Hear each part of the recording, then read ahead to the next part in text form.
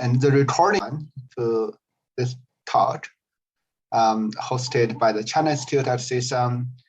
And we are really excited to have Professor Mei-Qin Wang to give us this talk. Mei-Qin is a professor of art at CSUN's Department of Art. And she has done amazing work and has published numerous papers and 3 books already in her short stay at CSUN, actually. And this talk is based upon her Fulbright visit of Taiwan for almost 200 days during the pandemic, nonetheless. And in Taiwan, Professor Wang visited many places, talked to many people, and have a first-hand observation of what's going on in Taiwan right now. I think that's a topic many people would be interested today, especially given the current situation in the Taiwan Strait.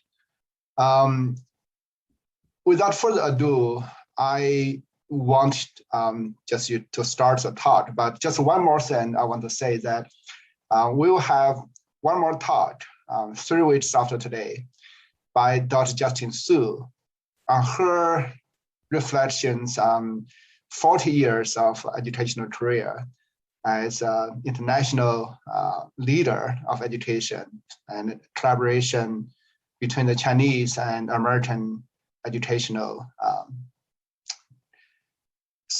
enterprises. A lot of things Justine has done, and she's a former director of China Institute at CSUN for more than 20 years and established many collaborations between the Chinese University and CSUN.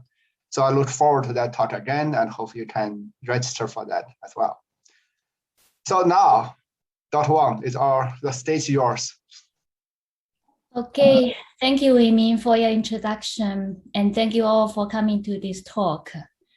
While I intended to share my observations as a Fulbright scholar spending more than 6 months in Taiwan, this talk is not entirely empirical. I frame my observations and reflections of Taiwan society through the lens of Artivism, the title here, the coming together of art and activism, which has been my research focus in the past couple of years, and which was why I went to Taiwan.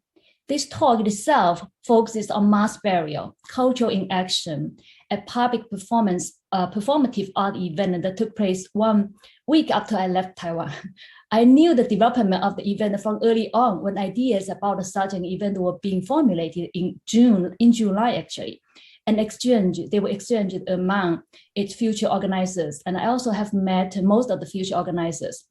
Although I could not be there physically when it actually started in late August, I was able to follow it closely through their Facebook broadcasting and through my conversations with a key organizer. And by the way, most of the images that I use here are from their Facebook page or personal blogs of people who attended the event. And here's something unique about my research experience.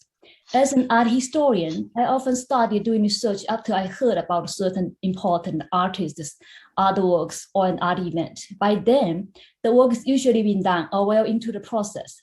Rarely did I get to have the first-hand experience of witnessing the birth of an event from the very beginning. This time, I was fortunate, I consider. Okay, so let me get started with a serious introduction. Subtitle, Political Control and Censorship in Taiwan. It might sound counterintuitive to highlight its governmental censorship and political control in Taiwan as a problem, since this small island has long been praised in the Western societies for its democratic political system and served as the opposite of the authoritarian mainland China. As recent as 2021, Taiwan was still touted as one of the highest performing democracies in Asia. Indeed, here in the West, Taiwan seldom appears negatively in the mainstream media, and voices of its homegrown critiques and dissents are rarely heard. While China, the country that Taiwan's current government seeks independence from, has always been portrayed in a negative light, with plenty of its critiques and dissents cited in the news. However, I would like to emphasize that democracy cannot be taken for granted. As we have seen plenty of reports in recent years discussing the decline and even collapse of the system of Western liberal democracy in different parts of the world. In Taiwan, progressive intellectuals, and here are a few keywords for this introduction. Progressive intellectuals and social activists find themselves fighting against the increasing governmental control and censorship in recent years under the rule of the Democratic Progressive Party, or DPP.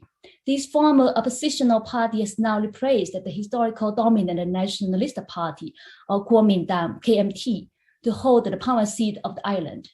Taiwan citizens' journey for democracy has been complicated by the government-promoted anti-China political ideology that has divided the population and politicized the public affairs.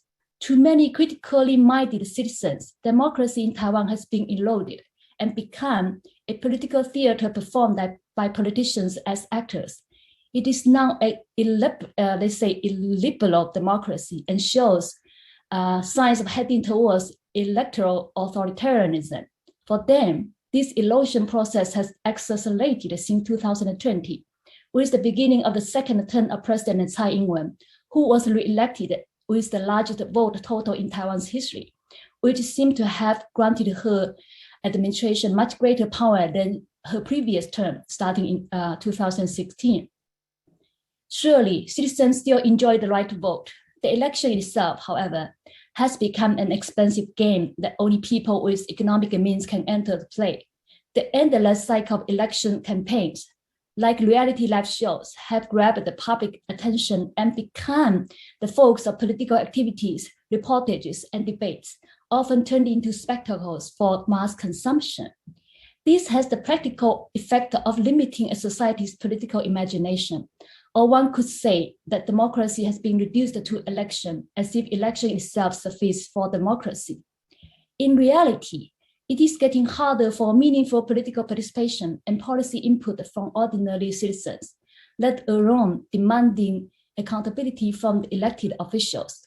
As a matter of fact, citizens voicing critiques at governmental policies tend to be verbally attacked by the DPP government-supported Internet Navy or online army known as 1450, who have been employed to misinform the public by smearing the reputations of social, cultural, and environmental activists who raised their concerns publicly.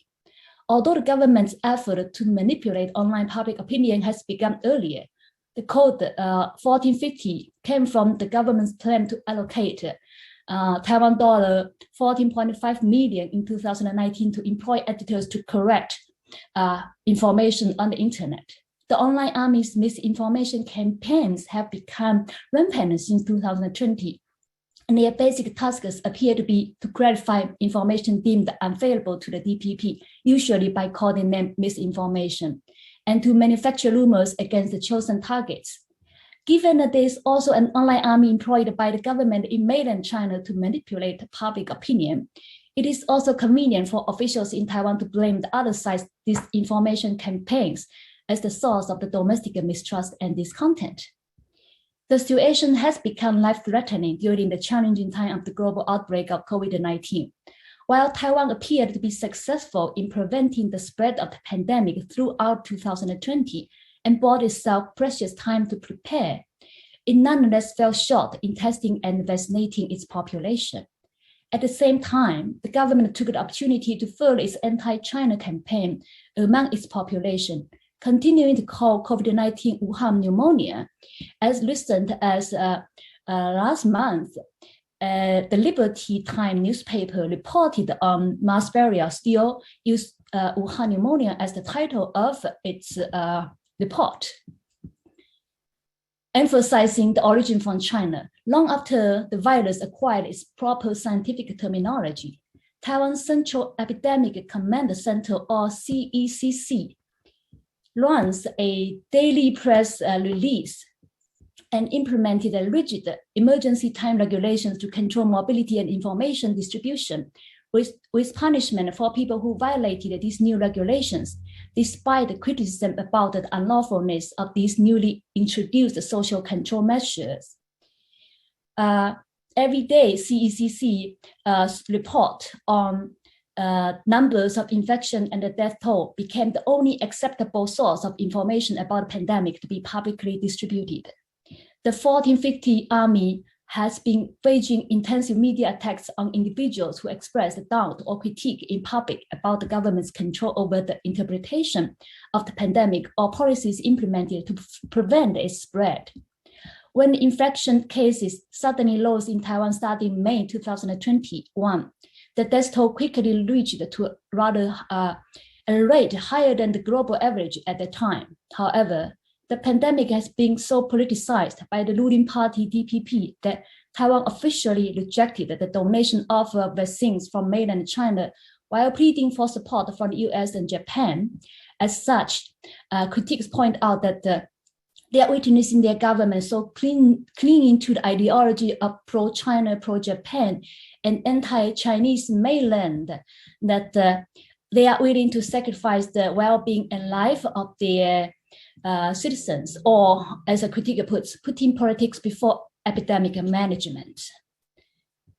At the same time, social stigmatization has been rampant against the people infected by COVID-19, that those unfortunate dare not to publicly acknowledge or mourn their family members died of the infection. This is especially traumatic in a society that has a deep tradition of veneration for death, and people would like to carry out elaborated funeral rituals to properly commemorate the passing of their loved ones, offering a sense of dignity to their death. Not able to do so is like unable to help the loved ones to complete the cycle of life, thus depriving dignity of their death. The failure of such an important family duty could bring grave psychological damage to those that are still alive. And it was against this kind of absurdity and tragedy that mass burial was launched by some progressive intellectuals and artists, social movement activists, and grassroots organizations. It's a 10-day performance cultural event and public art project taking place at the Freedom Square, also known as Liberty Square in Taipei, a symbolic public space near the power seat of Taiwan government. As a grassroots protest against the wrongdoings of the government, mass burial is a contemporary enactment of the historical mass burial happened 90 years ago.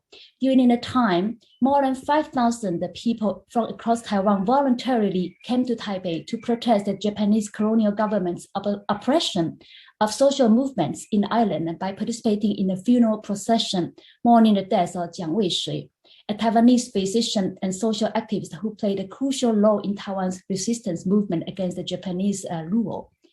Back in our time, considered to be a collective citizens' action project and hoping to reconnect with the spirit of the historical protest, the 2021 mass burial called for public participation to openly mourn the victim of COVID-19 pandemic, including those officially acknowledged and those died of vaccination and was denied by the government of the reason of their death.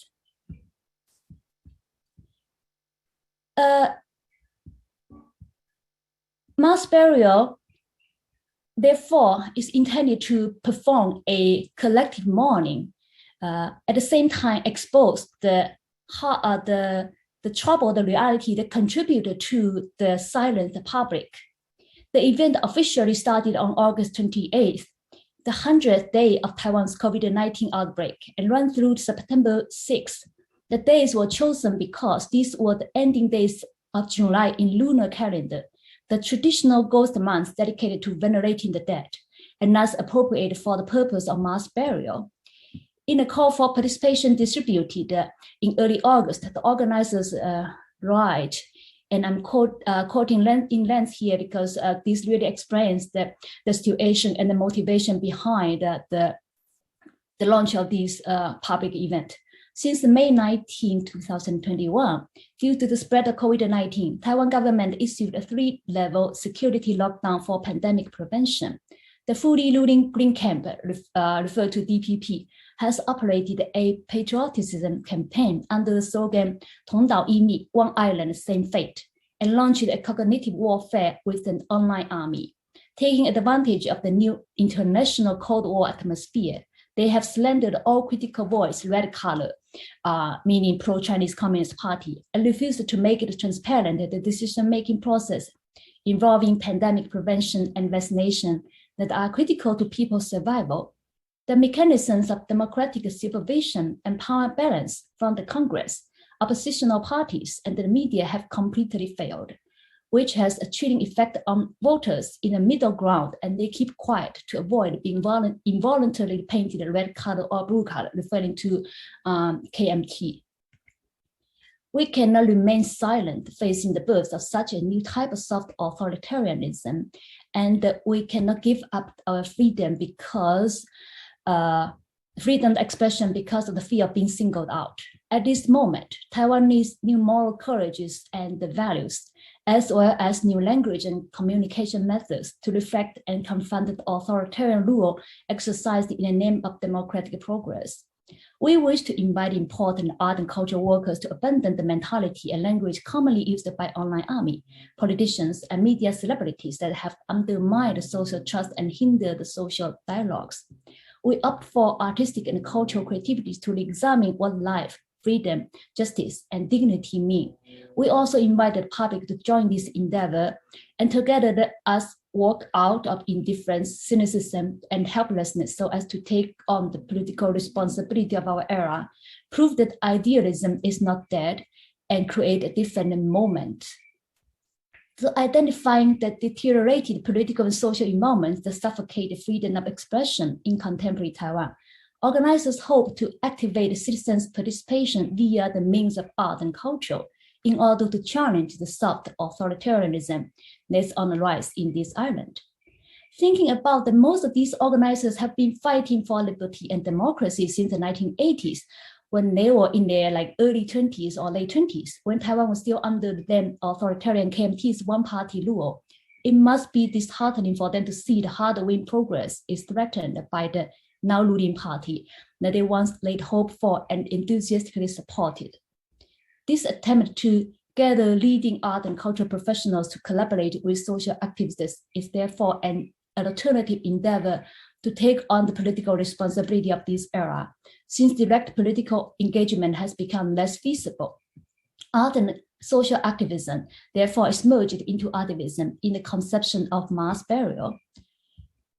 Itself a multidisciplinary public art project, Mass Burial involved various media and approaches such as choreography, poetry, architecture, performance art, theater play, exhibition, craftswork, and public forum. At a press release announcing its launch, its chief organizer Wu Yongyi, who actually officially retired in early August, but nonetheless, he said that this is the project he took up after his retirement. He's also a veteran social activist, a researcher at Taiwan International Workers Association, and a former professor from National University of Arts in Tainan. He promised that the mass burial is going to be the most remarkable art event in Taiwan this year because it was going to present the works of some of the most prominent art personalities of the island. Indeed, as a self-funded public endeavor pulled off within less than 2 months, an unusual short period of preparation considering its scale, the list of participants was extremely impressive. For example, we have Xie Yingjing, the island's most internationally known architect, and his team contributed a mass tent, at once an artwork and a canopy that shield or provide a comfortable shading space for anybody who would like to take shelter from the summer heat in Taipei. And this underneath these cultural programs unfold. And I'm going to go back to this work. So I'm just mentioning this in passing. And then Chen Jieren, another Taiwan's very well-known and internationally established visual artist and film director, contributed Mass Standing, a work that lasts every evening from 5 to 7 until the last day. And then we have Wang Moling, Taiwan's most outspoken pride writer and filmmaker, theater critic, and director, and who's famous for his uncompromised attitude toward the cultural authorities, joined one of the Mass Night talk. Well established in their distinctive fields, all these three were also recipients of the National Award for Arts, Taiwan's highest official recognition given to arts professionals once in 2 years. Besides, senior choreographer Yu Jiming spent 4 days writing down the case numbers of COVID-19 victims on a big scroll of paper and named it Anonymous Diary to honor the deceased. And this his anonymous diary is printed on life-sized color paper and later used by participants to make origami crayons to mourn the dead and pray for the sick. Performance artist Zheng Qiming launched the 10-day performance art, Mirror Voice, and theater director and actor Dong Huiming and his team contributed Mass Tree. The run 2 days at the beginning, run the first 2 days for mass burial. It's an action theater. And the theater director and leader of People's Theater Movement in Taiwan, Zhong Qiao, contributed several poems as his contribution to mass burial. Likely informed by his long-term experience working with marginalized social groups in theater work, Zhong acknowledged that the force that could be stimulated from ordinary people when they are given a proper chance with a statement, the powerless can become a mass when standing together. The central theme of these art professionals' works is remembering the deceased and calling for the public to take action to make government officials accountable, in a way, to become responsible citizens. These ongoing artistic activities were accompanied by archival exhibitions for the powerless, referring to marginalized social groups such as migrant laborers from Southeast Asian regions. They are in greater number and who are doing dirty, hard job, but the group that's least acknowledged in Taiwan, and they endure structural and systematic discrimination. And then the other groups that are referred to as the powerless, patients of infectious disease such as leprosy, women working in entertainment industries. These groups have long been discriminated in Taiwan society and have experienced worsened hardship during the pandemic when business was shut down and restrictions for mobility were implemented by the authorities. The exhibition displayed photos, props that were used in protests and strikes from the past. And in the afternoon, an altar was set up to honor the deceased, and then a priest was actually invited to provide a proper farewell to the deceased, including people died of vaccination, people died of COVID-19, and also people who died because of forced dislocation and other like pollution and other man-made disasters. And at the morning ceremony, the photos of leading political figures in charge of Taiwan, president, vice president, and other officials who were believed to have contributed to these deaths were placed in front, as if they were coming to apologize for what they have done. Every evening, a musician or a singer would perform to honor the deceased right before the nightly forum mass night talk began. The forum takes its historic reference to the famous Decameron by the 14th century Italian author Giovanni Boccaccio in response to deadly pandemic Black Death, given that human beings are again living under the threat of a massive pandemic, this time COVID-19. The talk series simultaneously broadcasted via Facebook and YouTube. Is themed on listening to death, and every night it focused on one topic. In total, the forum hosted 3 hours or so talk every night, featuring leading researchers, practitioners, and activists in the domains of arts, social movements, environmental protection, labor rights, animal rights, etc., and concluded with conversations among speakers and the audience. Starting with the first night, dialogue with the dead. Here, speakers shared stories of relatives died of COVID-19 or government-sanctioned vaccination, AZ. One speaker talks about social death, referring to online armies' attack on individuals by creating fake news about them and killing them socially. If you are under attack, there will be so many negative news about you that it's hard for other people who do not know you to personally not being affected, because nowadays people first find out about other people through social media. So the consequence is actually quite devastating. So the speaker shares that during the old time under martial law, people who were very clear about what kind of consequences they are going to get if they decided to protest. They decided to step over the red line. But they were sharing that nowadays, the online armies attack is like everywhere and so unpredictable. You actually even don't know. So you would not be prepared. You thought you were saying something out of common sense, but all of a sudden you'll be attacked beyond your own belief. And this was followed by, from additive-fed US pork to Medigen vaccine, how did democracy die? Activists shared their stories of fighting against the import of additive-fed US pork, which they failed because the government backed up the import, and against the domestically produced Medigen vaccine, which they kind of failed again because Medigen began to be implemented. This vaccine is considered controversial because it was granted emergency use authorization in July before starting phase 3 trials. So the vaccine only completed 2/3 trial of under 4,000 participants in Taiwan that did not generate any data on its efficacy. And this was followed by another very interesting topic, algal reefs. How did the ecological ideals disappear? This is related with environmental organizations' effort to protest the more than 7,000 years old algal reefs in Datang village along Taiwan's northern coastline, which is at risk from a government-sanctioned $2.2 billion liquefied, I think it's called the liquefied natural gas import project.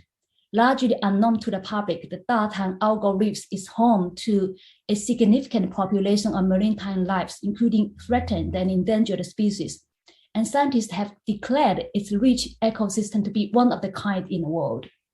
Unfortunately, much of this unique ecosystem has suffered constant destruction from industrialization and pollution in the past, and what has survived is now under a major threat from the proposed natural gas development project.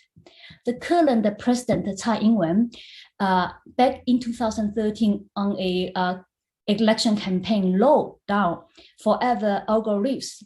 And then in 2018, she again promised that destroying algal reefs is not an option. But to the disappointment of environmentalists, she has since turned away from her promise. While officials denied that the project would endanger the algal reefs, protesters or environmentalists nonetheless continue their protest by displaying evidence otherwise to raise public awareness. And in early 2021, they began a campaign urging the public to push for a referendum to protect the area, the first ever referendum about ecological protection in Taiwan, if passed. And because of the outbreak of pandemic, this referendum has been postponed, and I think they are going to do this in December if they get enough people to sign. Back in May, above-mentioned artists Wang Moling, Zheng Qiming, and their artist friends launched a performance art project entitled Datang Algal Reef Live Show, the label of man and nature, to support this referendum and to protest against the just short-sighted economic behavior. Using their very bodies as the mediums, artists lay down, run, crawled, or performed rituals to interact with natural elements such as sunshine, wind, earth, water, and sand. Their strenuous physical actions on the one hand display the fragility and insignificance of human bodies in front of the vastness of nature, and on the other hand also convey the fighting spirit of individuals in the effort to protect nature. Coming back to the night talk, It was followed by from mass burial to mass tent, the death, and the rebirth of history and culture. Speakers shared how an archival team excavated from history images produced during the mass burial 90 years ago and produced a documentary to revive the almost forgotten history of Jiang Weishui and his colleagues' resistance against the Japanese colonial government in Taiwan. And then we have the fifth night, how did the cat die? How did people die? This topic came from the news that Tsai Ing-wen, the president, tweeted offering condolence to US President Biden after he tweeted about the passing of his family dog in June. Critics expressed their anger, saying that every day there were people in Taiwan died of the pandemic, but their family members did not get any condolence from the president. But the cat, instead the dog, was used here because Tsai, the president, keeps a cat as her pet. Then we have stigma that cannot be relieved, discuss structural and social discrimination against the people working in the entertainment industries and their hardships. Then the night for the youth and the song of labors concern struggles and aspirations of young people in increasingly competitive, divided society. And then eighth night, the death of spatial imagination, features leading architects and architectural scholars who discussed the discrepancy between rapid advance in the building world with sustainable technology and cheaper materials, and the skyrocketing housing prices in cities, and pointed out the lack of political and economic incentives for the government to promote affordable housing in Taiwan.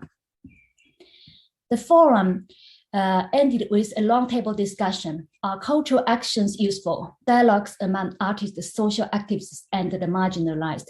Speakers and audience took this opportunity to discuss some of the most pressing issues in Taiwan that are often avoided by the mainstream media during this emergency period, such as the increasing authoritarian approach of the ruling party, political and bureaucratic corruption, ecological deterioration, stigmatization and discrimination against certain social groups, etc. So considering the wider range of critical topics mass night talks covered, the number of leading experts in relevant fields invited, and the heated discussions among speakers and between speakers and audience, it was an impressive success. This is even so when we consider the short time period of preparation. Zhong Xiumei, a key organizer and herself literature professor from National Cheng Kung University, shared that except for the first 3 night speakers that were approached and confirmed a couple of weeks in advance, the speakers for the other 6 nights were oftentimes solicited several days before. This, on the one hand, reveals the spontaneous nature of mass burial as a grassroots cultural action. They didn't know how far they could go, but they tried. On the other hand, it reveals the willingness of the intellectual communities to speak out when given an opportunity. Overall, it is extraordinary that in such a short period of time, Zhong and her friends were able to pull off such a significant public event against all odds in a time of mobility restriction and information control. Okay, now I'm going to get to analysis of individual artworks. Given the organizers' intention to foreground art in carrying out mass burial, it is worthwhile to analyze some artworks in detail and contemplate how the artists took up the mission in championing a cultural action in the attempt to reclaim liberty and democracy in a time of heightened censorship and control. In doing so, we can see how art and activism interact as artivism in creating space for mass participation, bringing forward social criticism and fostering dialogues among people of different backgrounds. As a form of grassroots resistance and alternative cultural production, artivism actually is not entirely new in Taiwan. As a matter of fact, it can be traced back to the 1980s when Taiwan was still under martial law or white terror that was implemented by a KMT-led government, during which progressive artists worked with their fellow citizens in pursuing political freedom and contributed to the end of martial law in 1987. They also contributed to the end of Kuomintang's one-party rule in Taiwan in the 1990s during which DPP grew into a major oppositional party that eventually won the presidency of Taiwan in 2000. Since the post-democratization era of the 1990s, Taiwan artists have also been active in various civil discourses such as environmental protection, community building, labor organization, human rights, and disaster relief, and their work accentuates the power of art for social engagement. In a recent talk given by Christina Wang, an American performance artist to the organization Artists for Democracy in US, she emphasized that artists make cultural and cultural shift public understanding, and that's what leads to changes in policy making. I kind of think that similar kind of perception about art has motivated the continuous efforts of Taiwan artists in their pursuit of a more just, fair, and sustainable society through innovative art making. And this is particularly evident in the works of artists who participated in mass burial.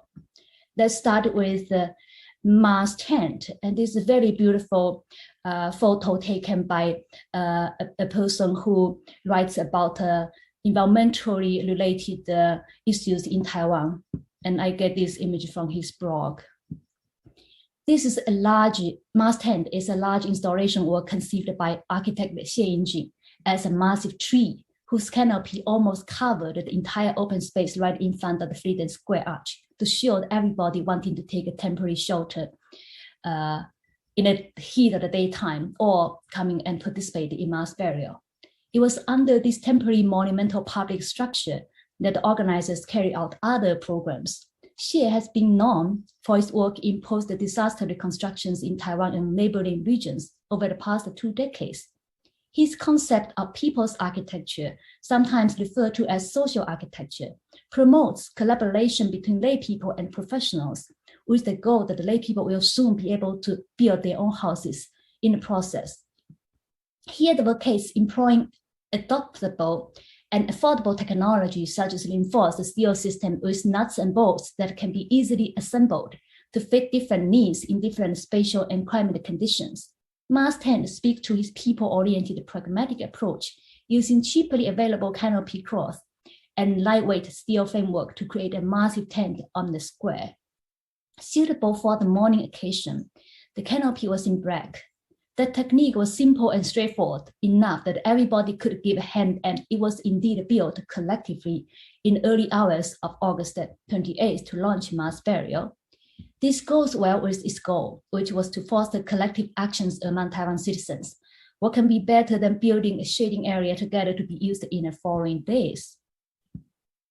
Symbolically, mass tent played with the idea of creating a temporary free space for discussing political problems, participating in a collective citizens' action, mourning the loss of lives, and reflecting on social problems, all getting harder to do under Taiwan's current political and cultural environment. Pragmatically, the enormity of its physical presence was in response to the social distance regulation for public gatherings so that the organizers could have enough space to accommodate participants and the audience. Meanwhile, the sheer size of it is also a powerful statement for the temporary attainment of such a space from the grassroots effort, especially against the backdrop of Freedom Square Arch, a permanent public monument of historical significance in Taiwan society's pursuit of freedom and democracy. Freedom Square only acquired its current name in 2007 to replace its former name, Jiang Jie's Memorial Square, a change of name considered an important milestone in Taiwan's journey towards democracy. It was therefore the more troublesome when the organizers discovered that in order to keep mass tent on display day and night, they had to pay an enormous rental fee per day to the National Performing Arts Center, the official institution that administers the use of Freedom Square. Falling short on their fund, organizers were forced to dismantle mass tent the second night after its installation. Outrageous at the circumstance, they held a press release to express their frustration and protest publicly. Freedom Square, the holy site of Taiwan's democratic movement and symbol of freedom, is no longer free. The historical significance of this space is dead. The rental fee for using the Freedom Square to organize public events used to be much cheaper, but in the past few years, it apparently has risen dramatically. They therefore condemned that it has become such a highly commercialized and for-profit rental space that access to this supposedly free public venue is practically unattainable for independent and nonprofit art and cultural organizations.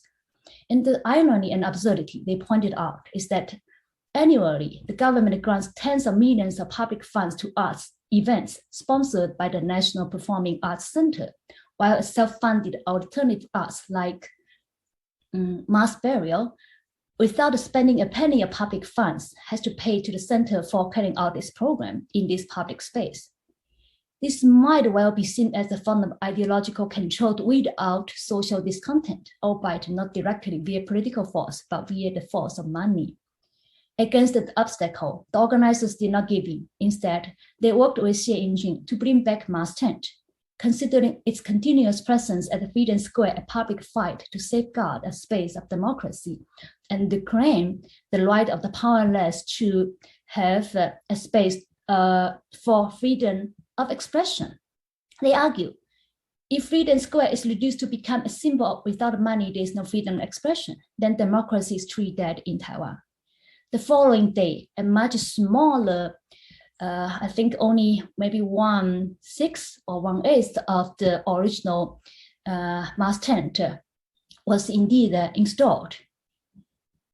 Although no longer magnificent in the scale and atmosphere, it still provided a physical structure under whose covered area the programs of mass burial continued.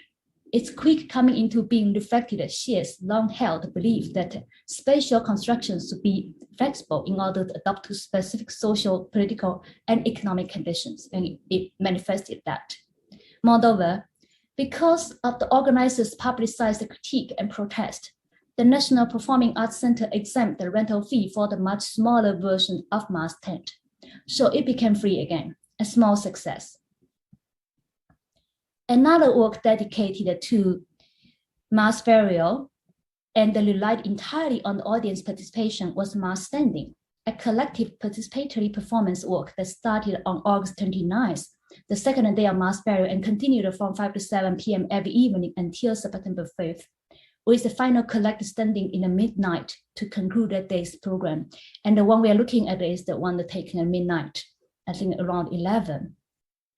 It was conceived by Chen Jieren, a visual artist and filmmaker whose Artivism can be traced back to the 1980s, when he used guerrilla-style performance art and underground exhibitions to challenge the authorities. In the past 2 decades or so, the artist has focused on exploring the impact of globalization, neoliberalism, and labor immigration on Taiwan society, and in particular, addressing the hardships associated with disenfranchised social groups. To call for participation for mass standing, Chen writes, "We welcome all those who feel powerless, those who pass by, those who are confused, and those who are exhausted to the mass standing area in mass tent. While maintaining social distance, you can stand silently, sit down, or meditate according to your physical condition. You can come and go freely at your will." To complete the work, he and his team took photos of people standing every night.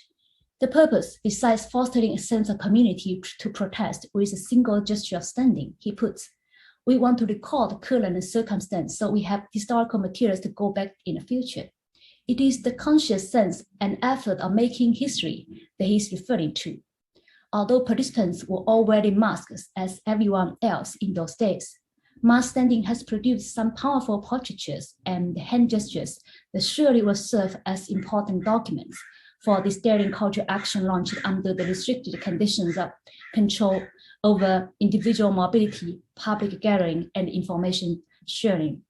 For example, the image of people holding a fist high with a solemn and firm facial expression conveys strong message. On the Facebook page that broadcasted mass burial, the poem accompanying the images reads, "This is the gesture of vowed to dedicate to the cause of human liberation. This is a gesture of unity rallied among sincere hearts of oppressed people worldwide. This is a gesture of combat, opposing resolutely every kind of injustice in every part of this planet. This is a gesture of salute, honoring people everywhere who are committed to building a better world. With such noble goals as expressed in the poem, the simple act of standing together acquires political, social, and cultural significance. In particular, Chen relates this work with Taiwan people's historical struggle against the Japanese colonial rule and emphasizes the power of the powerless manifested 90 years ago in the mass burial honoring Jiang Weishui. He then asks, 90 years later, how should we think about the pandemic, violence, and death, especially when neoliberalism has destroyed the healthcare system, social system, and economic systems of most countries and regions around the world? He therefore calls for all who have suffered from the current powerless situation to come together, carrying on the spirit of the mass protest 90 years ago, and thinking about how people can change the current situation. In this light, everyone who participated in mass standing can be seen as consciously contributing to Chen's activism in his effort to promote alternative cultural production in Ireland that enables mass participation and expands the critical dimension of art. The next one by Zheng Qiming, who carried out the 10-day performance series Miller Voice as his contribution to mass burial, often taking issues with social and environmental injustice in Taiwan society. Zheng's performance art is meant to stimulate social engagement and public actions. For this series, Zheng departed from his usual preference of environmentally friendly materials such as soil, flowers, trees, or direct elements of nature such as rivers, beach, and sunlight as his props. He chose Miller as his medium for the rich symbolisms Miller has been associated with in many Eastern cultural traditions, such as window of soul, guide of afterlife, symbol of light, casting spell on demons, etc. For him, it was an appropriate intermediary for the occasion of performing a collective mourning to the dead and offering them a belated farewell. It's used in traditional Taoist rituals as an instrument to reveal the true identity of demons and ward of evil spirits also makes it relevant for an effort to make public aware of the behind-the-door illegitimate operations of government officials that led to the deaths of innocent people. And voice in the title here points to his observation that the ordinary citizens have largely lost their voice when it comes to public and political affairs in a highly commercialized and divided society. Miller Voice, therefore, is a performance that hopes to speak out for the victims of the pandemic who have been permanently silenced and to call on the public to question those in power who are responsible for the increasing injustice in a society. As a prelude to Miller Voice, Zheng Qiming carried out a performance on August 23rd, the exact date 90 years ago when the historic mass burial mourning the death of Jiang Weishui took place. Dressed up like a hospitalized patient, Zheng and his friend wrote down one after another case number, age, and gender of COVID-19 victims in water or charcoal on the paved floor of Forbidden Square. They were emulating the health authorities' treatment of the deceased, in which lives were reduced to these lifeless, more nominal symbols and being broadcasted every day as a way to inform the public of the government's effort in controlling the pandemic. The soon evaporated or scattered numbers speak to the insignificance of these lost lives to the authorities, which for the artist is adding one more layer of grievance to the still living family members. In the afternoon of August 28th, the day mass burial officially started, Zheng carried out the core component of Miller Voice with the participation of audience as a collective funeral ritual for the deceased. He spread out 100 small millers under mass tent, on each of which he wrote the case number and gender of one COVID-19 victim and placed an acacia beam, a symbol of love in Chinese tradition, and a pinch of lime powder on top of the beam, a complex embodiment of life, love, death, and disappearance, as the pinch of lime powder would dissipate easily in the windy and rainy days of summer. This miller was then held by each participant in their hand as they chanted the morning poems. One might also add, they were also chanting for the return of fairness and justice, given that besides its ritualistic use, Miller has been associated with fair and just governance in pre-modern China. The famous Chinese idiom, a bright mirror hand above,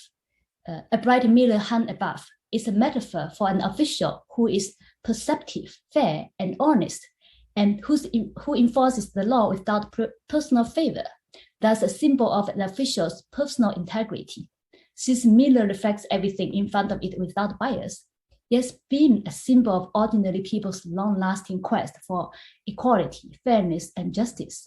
Thus, the 100 millers at the symbolic location of Freedom Square, either quietly laid on the ground or held up by participants, made a loud voice on behalf of those who could not speak for themselves because of either death or being marginalized. Considering the political connotation of the miller, the evolution of Miller voice in the next day, August 29th, became even more striking.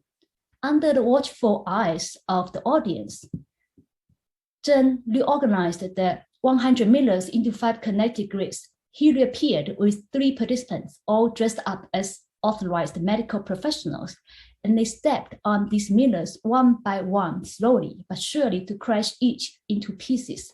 They then bowed down at the 4 corners of the central grid in the posture of mourning. Subtitled "Forbid Join," this performance was a metaphoric demonstration of the state-sanctioned violence that forbade the voices of the powerless to be heard, stigmatized the protest of concerned citizens, and stifled civic participation, all exercised in the name of public safety. In a quiet evening square, the sound of crackling as performers stepped on the millers was unsettling and frustrating, all the more so when one thought about the fact that mass tent under which the performance was carried out was going to be dismantled that night. The broken millers continued to serve as the medium for Zheng as he continued the series till the last day of mass burial. He grouped each of them and placed them into a small circle at the corner next to the scaled-down mass tent in the 3rd day. For the remaining days, they quietly sit there, witnessing the rise and fall of the sun, the coming and going of the rain, and all the people who came to the Freedom Square and participated in mass burial. Zhang attended to them, such as writing case numbers and gender signs back when they were washed away by the rain. For each passing day, he attributed a new subtitle for the series, depending on the happenings of that day at the Freedom Square or around. Like Zheng's other performance works, Miller's voice responds to the troubled reality in contemporary Taiwan and is a socially engaged participatory artwork that is part and parcel of this grassroots protest under the name of mass burial. Its on-site spontaneity is also a usual approach adopted by Zheng, since many of his performance artworks tend to be done in an improvisational way, responding to the needs of protesters against environmental or social injustice. Mass tent, mass standing, and Miller voices are 3 artworks that exemplify the kind of artivism that I have been researching in mainland China and now in Taiwan. It is an art genre that seeks to address various social problems, either short-term or long-term, by the means of art, with a wide range of agendas, such as political reform, policy change, civil rights, environmental awareness and protection, social inclusion, cultural and educational equality, community building, etc. Here at the mass burial, they function to open up free space where newly marginalized voices can be heard, justice can be pursued, social and political problems can be discussed, and critical reflections on Taiwan's journey towards liberty and democracy can be made.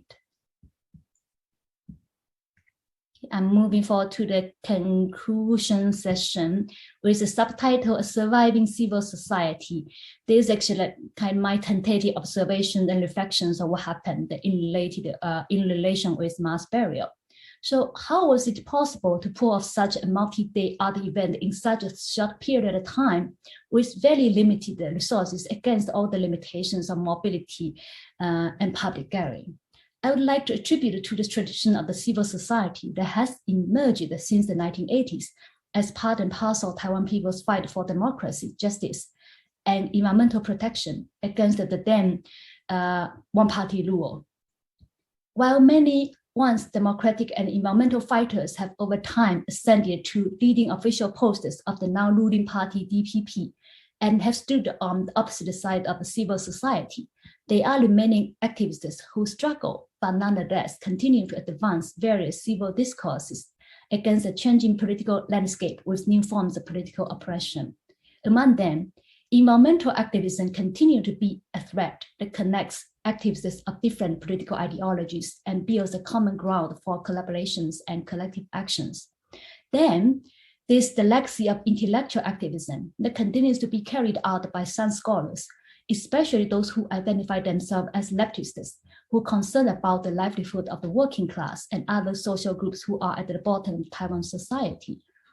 So you have the environmental activists and intellectual activists collaborating in this event. Each group drew on their networks of support and human resource that made the 2021 mass burial possible.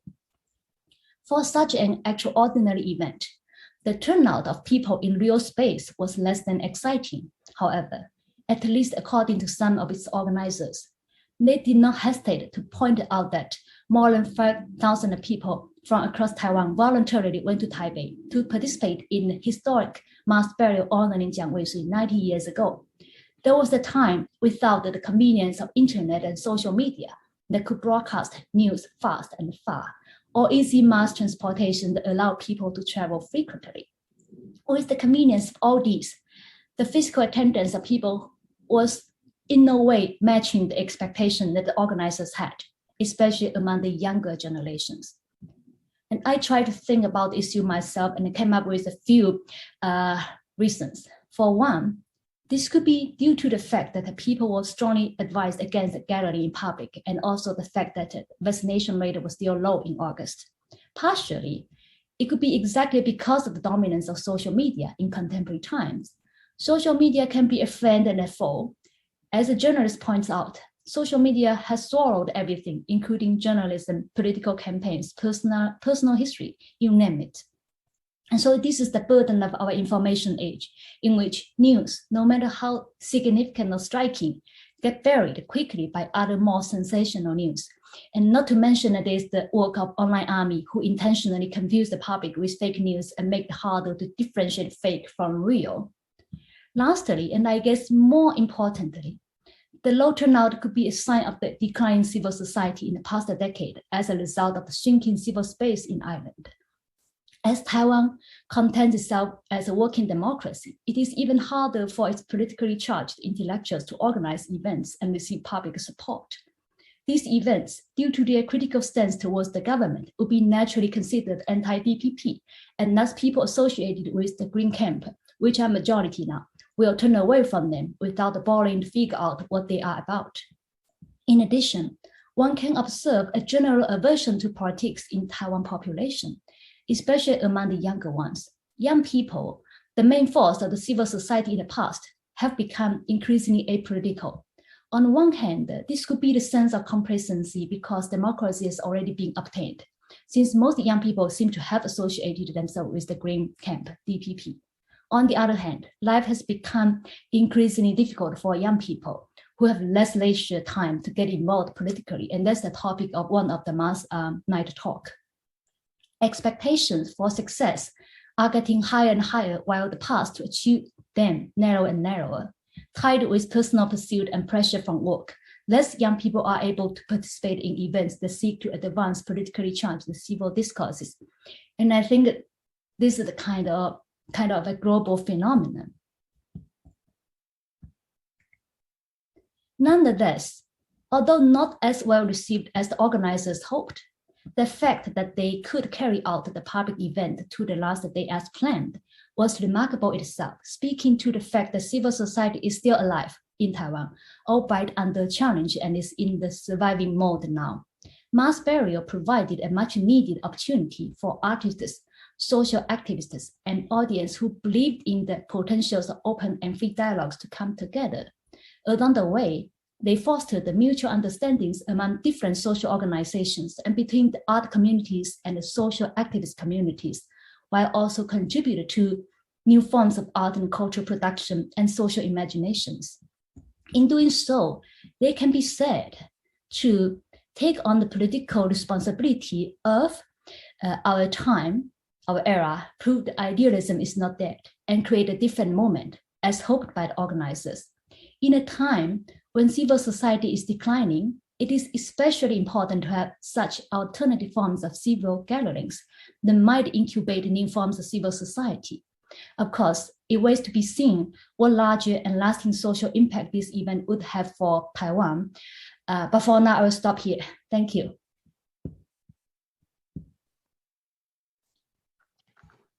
Thank you so much, Dr. Wang.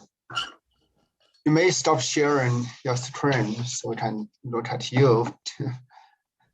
Okay, we have some questions from the Q&A. We also have a hand raised from the attendees. Do you want to handle the question yourself, or do you want me to read the question? On that, but the artist, right, Zheng Qiming, who performed this, he's Kejia, okay, so Hakka. So he relates with his own cultural tradition, but he also takes inspiration from whatever that he knows that Miller has been used in the culture that honors death.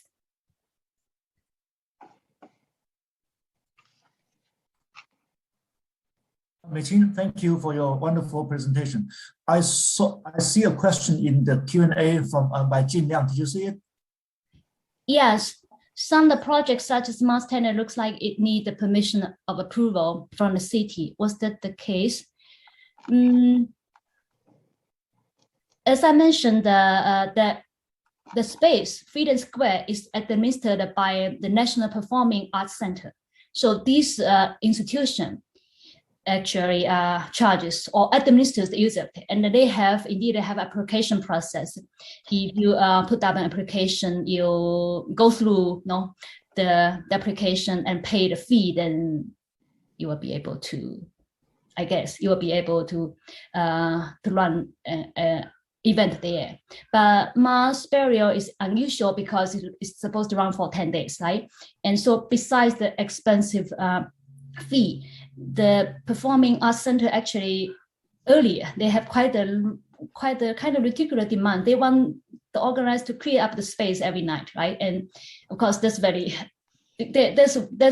for them that's just undoable. So they protested. I do have two hands raised from the attendees, so we'll go to them one by one. The first is Jason Poor. I will promote you to the panelist so you can ask your questions in person. Jason, are you still there? Or you can, I think you can say chat.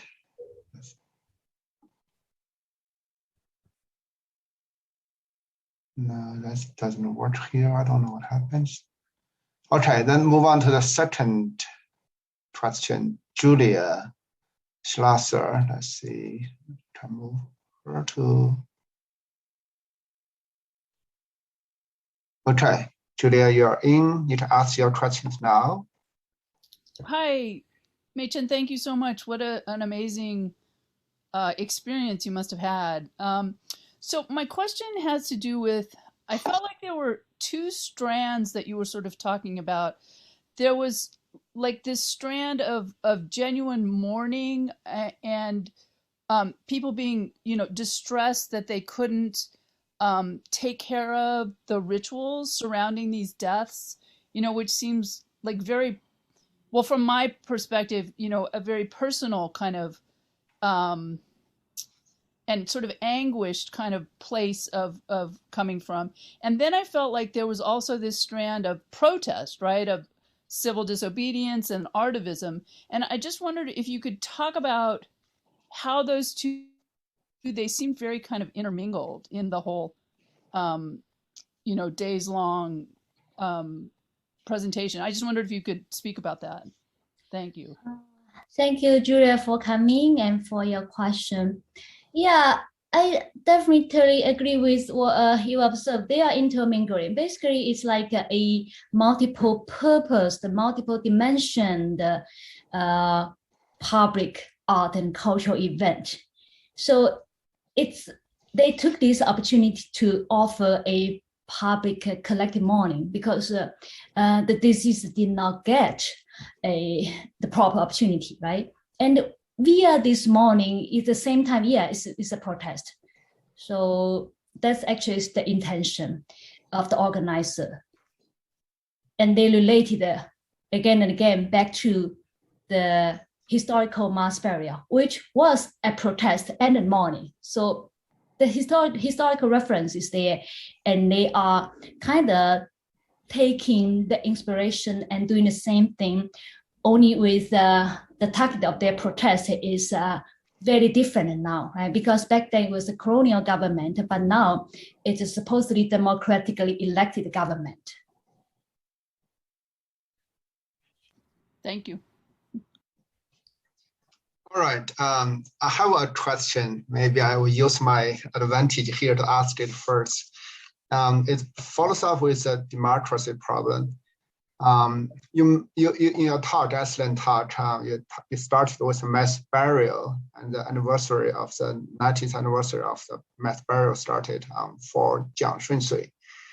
I checked a little bit out his history, that he's certainly the hero for the local resistance against the Japanese invasion at the time, Japanese ruling.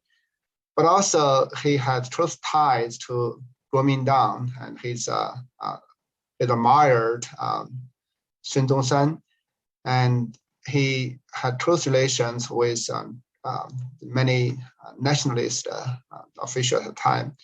But also he's very sympathetic to the communist idea at the time. Actually, he had a theory of the class conflict, which is very similar to the communist party at the time. And his relatives, his grandchildren, some of them actually communist parties are safe. So the question here is that when these people, they memorize Jiang Shunsui, and they certainly have a contemporary significance. So what do they want for a better future government? It's just that, I mean, to have a better democracy and to ask for reformations or modifications from the DPP, or they want to have some kind of like, go back to the nationalist government, or even more, as I said, to have a unification with the mainland. So what are their internal mindset? Do you have anything to share? Okay, so that's a very interesting point that you are bringing up.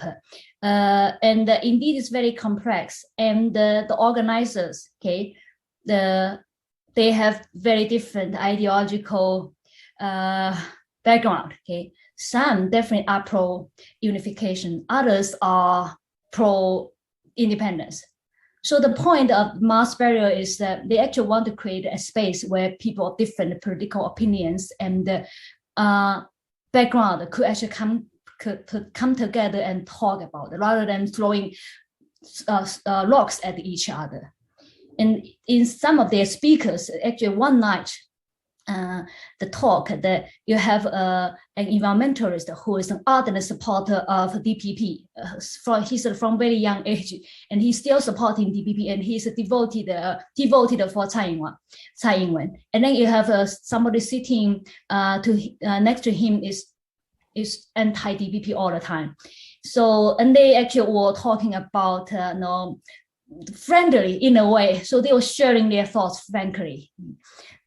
So I think that's the point of what they try to, it's a space they try to create, is a more civil space, like rather than attacking each other. Once you hear somebody's from DPP, green or blue, you turn away, or red, right? You turn yourself away. The idea is that we can actually talk things out especially at a time that it gets so hard to talk about that publicly. So this is a kind of public space, right? Because it's been live broadcasted.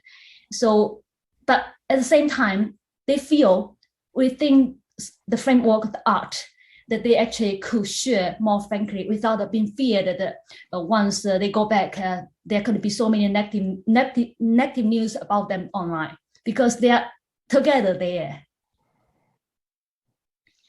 Okay, so follow up if nobody else has any questions. I have so many questions for you. So given your interpretation at this here, that it seems that they want some basic freedom of speech, and they want to reason through and bring everybody together and find maybe the best solution. It's not from the coercion, not from the propaganda, but rather through the seeking for the truth. So that seems to be the basic idea of neoliberalism. But from your slides, they also had a very negative opinion of the neoliberalism. They seem to destroyed the social, economic, and healthcare system. So if that's the case, I saw a tension or conflict between what they want and what they are actually doing. Do you see that as well? Or do you see any conflict between their seeking for the basic right of democracy and also their strong opinion against neoliberalism? I don't know that sitting together, engaging in open dialogue is something only associated with neoliberalism. I think it's something that it doesn't have a name. I don't think that it's the patent for certain idea. Okay. Yeah, I definitely don't think that. So it's not something associated or essentially tied with democracy. It's maybe just some basic human rights, just have the freedom and try to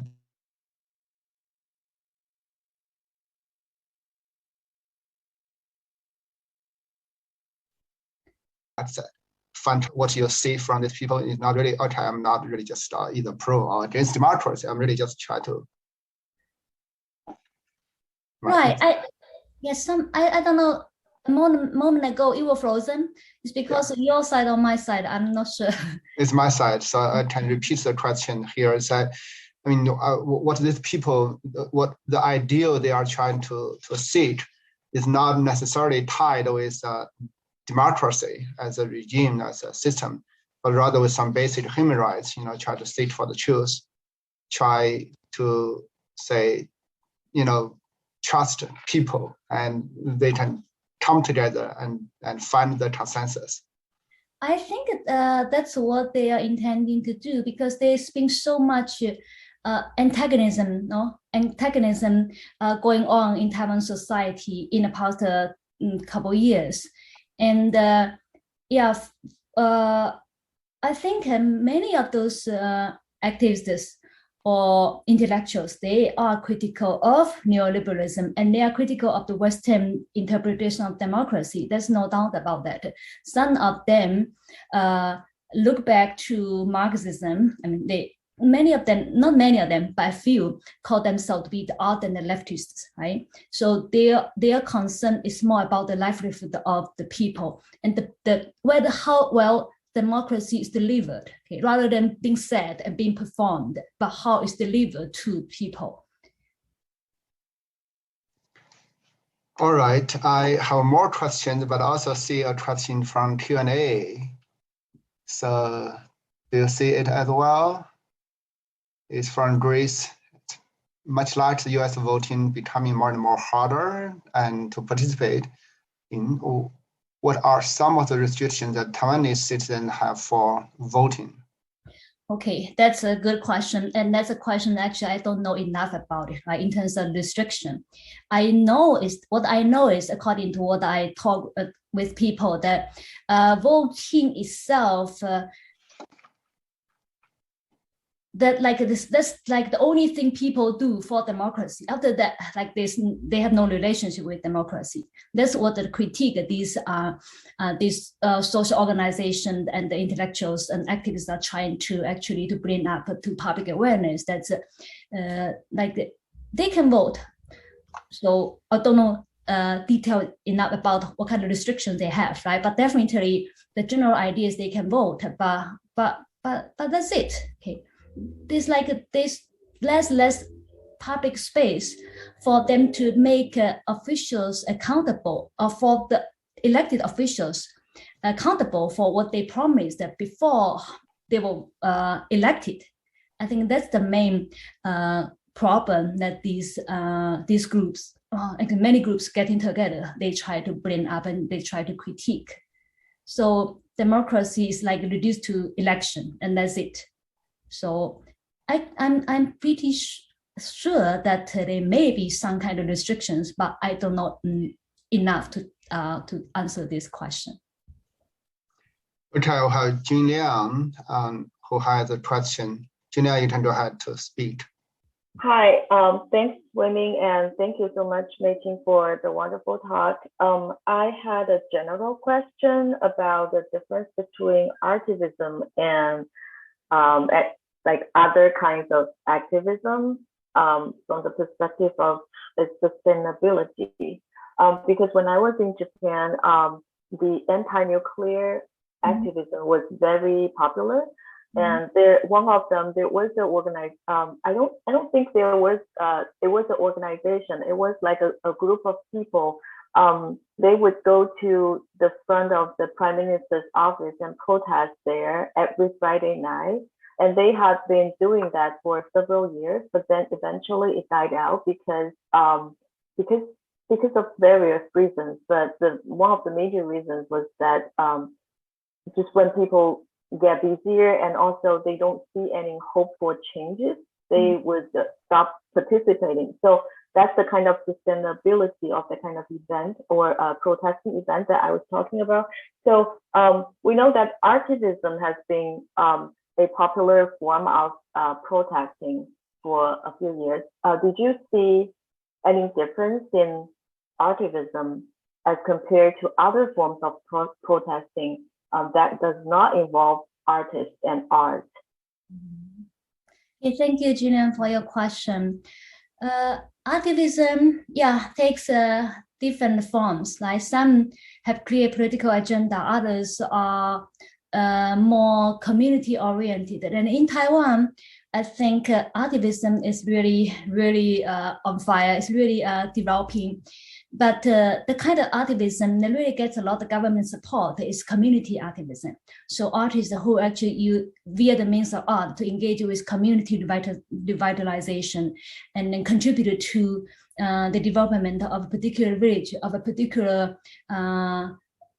area, or even help with cultural capital for tourism. That actually is huge in Taiwan and gets a lot of support from the government. But the one that you ask, and the one that I show, I think is more heading toward the political activism. It's indeed hard, I think, and I think that's why there are not that many people participate spontaneously. Of course, there are a few young people, but they are associated with those associations in one or another. But there are fewer young people like passing by the street, and then they were attracted by what's going on and they attend. According to the organizers, there are not that many people like that. Right? Yeah. So. And how sustainable we don't know yet, right? But at the last night when they were talking with each other, when the open forum, the roundtable forum was going on, some was suggesting that they, although they don't see immediate social impact, but social impact takes no time, right? It may build up gradually. So they are proposing maybe they're going to do it again next year and next year. And like if you could get it done a couple of years, that's when